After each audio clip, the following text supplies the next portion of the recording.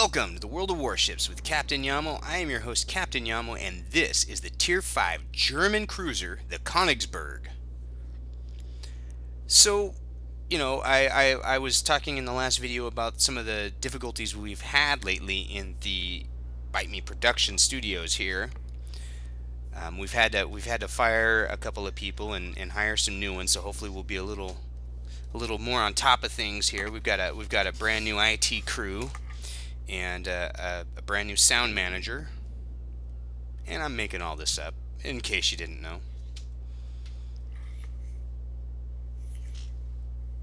Here comes the cat trying to open the door again.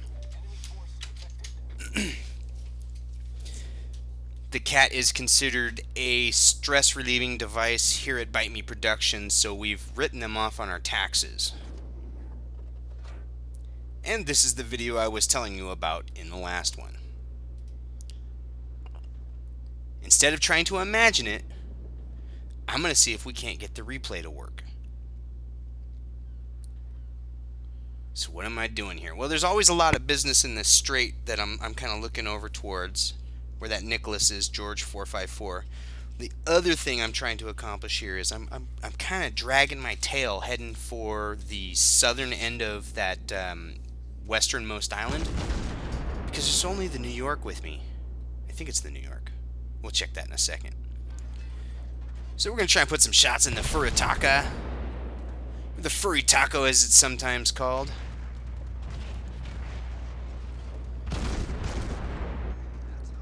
And so, of course, look at these guys come in, and I wasn't really paying attention to them because I figured there's no way this CV is going to drop on a lone cruiser when there's a battleship just on the other side of it. But, well, that's what you get for thinking, Captain. Need a torpedo up the bunghole there. Yeah, so far this replay is pretty good. That's the other reason for doing this. If this actually works, if this replay comes through, then I might actually be able to save some of those videos, and maybe I'll hire back some of my production team. Uh-oh, Wyoming, big trouble. Tier 4 battleship, 12-inch guns, I believe. In fact, I should probably just look that up because, we've got this whole new production team working here. So here's some words of advice for you if you happen to be in a German cruiser of any kind. So far, in my experience, up to the Königsberg, do not, I repeat, do not keep your broadside to a battleship of any kind whatsoever, or you will pay the price. In fact, if you can help it, keep your broadside away from just about every ship there is, in general, in any ship. However, multiply that by like 1 billion times when you're in this thinly armored German cruiser. I swear to you, it feels like this thing is made up of like Dr. Pepper can aluminum and Citadel shots. So I'm going to angle myself for that Wyoming, and we're going to run along the chalk line a little bit. Shh. It's not as bad as running into an island, though, right? I mean, so here I am. I'm trying to warn Jammer that there's a destroyer there, because if he's busy, focusing in on that battleship, then he's going to start eating torps from that thing. Man, nice shots. Got to pat myself on the back sometimes, but look, and then nothing. And then by the time I get the next shots out, he starts getting his engine back up. And so those miss. And those are going to miss.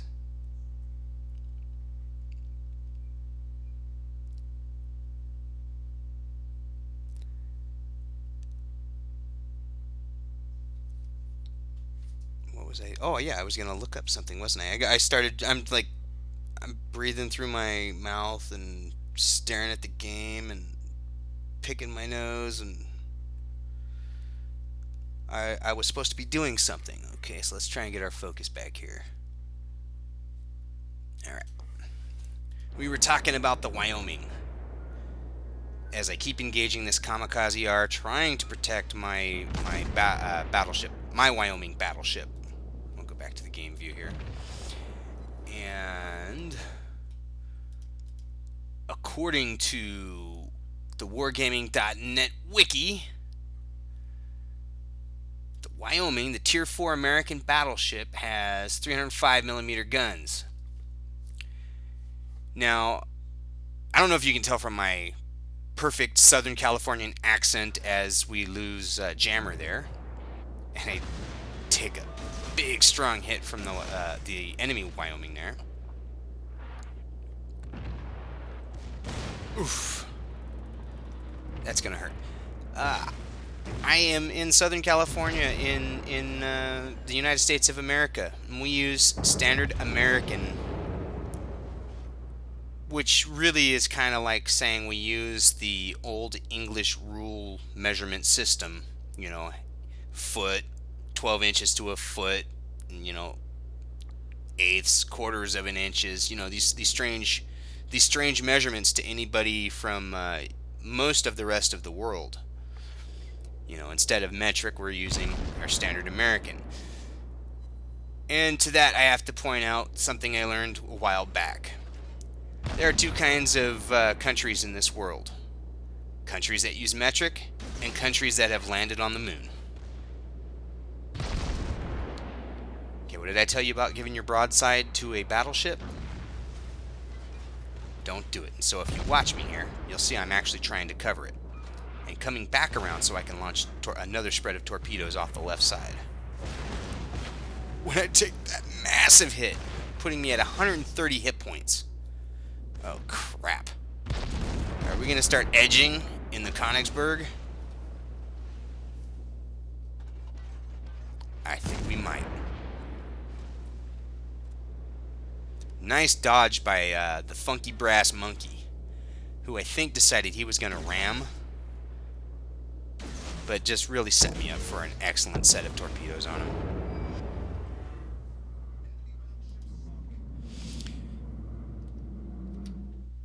And this will be one of the few times where you'll see a destroyer being able to chase off a cruiser. With my 130 hit points, I knew I couldn't stand up to the guy. Even his little kamikaze R with the crappy Japanese guns on it.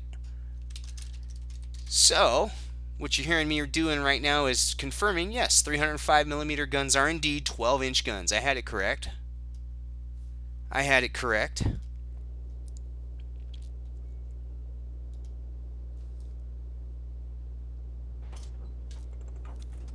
Okay, so in this case, knowing that the kamikaze R is there and knowing that he has his guns, I knew I couldn't stay here. I could not stay here because with my hit points, it's worth it for him to shoot at me. So you can see Galloping Ghost Java Coast there starts hauling off on me. And so what I do is I try and do a little serpentine kind of thing to kind of keep the narrowest portion of my ship pointed at him. Look at that, he just bounced right off, did no damage with that hit. And meanwhile, I keep tagging him, putting little hits on him. Okay. One of the neat things about the Kongisberg is two of its guns, as you can see here, are aimed directly behind it. And when you're in this kind of a situation, that's actually a benefit, that 2/3 of your guns are aimed in the same general direction. What the hell are you shooting at now, Captain Yamo? Well, in my mind, I'm thinking if he skirts that fog, stops firing at me, and I lose him, I lose the spotting on him, then what he can do is he can start heading for the very edge of that island and cut the corner and catch up to me. So those spreads of torpedoes are kind of just a shot in the dark, hoping I can prevent that. Meanwhile, as this match is going right now, I've got 2 kills. We got a couple other guys on our team with 2 kills. There's 2 destroyers and the CV left on the enemy team, and I haven't been seeing too many bombers and whatnot coming out of that Hosho, so She may pretty much be fighters. Out of fighter. They are out of fighter. We do not use the plural here.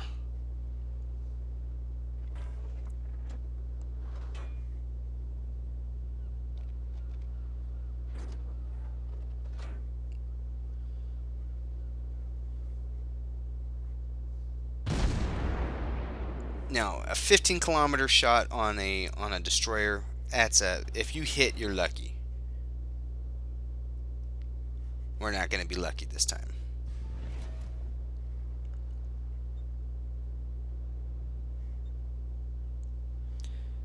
So now I'm racing back to kind of help, and then thankfully Galloping Ghost Java Coast pops up on the radar again on the north side of the island. So I totally miscalled and misread what he might do. But it was the prudent one for me to take. It was prudent for me to assume that he would keep after me because he has superior speed in the Kamikaze R, and he could have cut the corner. Just missed him. Just a bit outside, as Bob Euchre said. Little adjustment, little lazy-eyed gunner, and look at that, took out his engines again. And so now I'm shifting fire because he's behind that island. I'm not likely to hit him anyway, so now I'm going to try and get that Clemson out of there. Basil. Met it both ways. Of course, like the Michael Myers, Austin Powers character says Basil. But I met an American Samoan man named Basil. What are you going to do? I'm really surprised that this replay has held up as well as it has. I think we might actually be able to save those videos. So hopefully you can look forward to seeing a Nagato video coming up and some Colorado videos.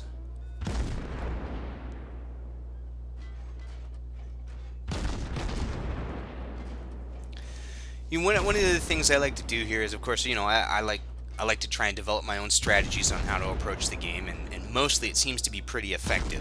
Mostly, of course, I have those matches too where I spot an enemy ship and then all of a sudden I get sunk or whatever. I have my bad matches too, definitely. But what kind of tactics do you like to use that you haven't heard of other people using? Is there something you'd like to share? Share the magic, share the mojo.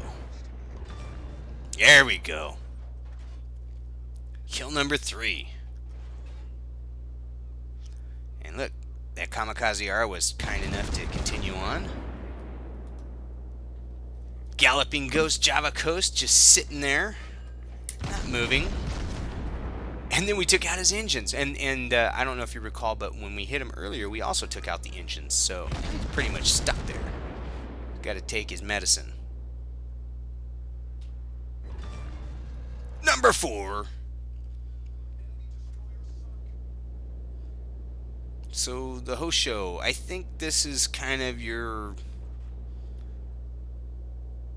I would have to say that he is probably trying to engage in a samurai mentality move.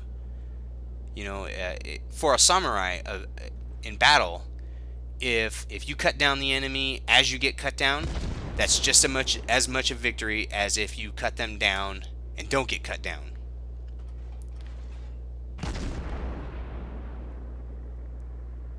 For as sophisticated a warrior as the samurai tended to be, very strange way to conduct battle, but what are you gonna do?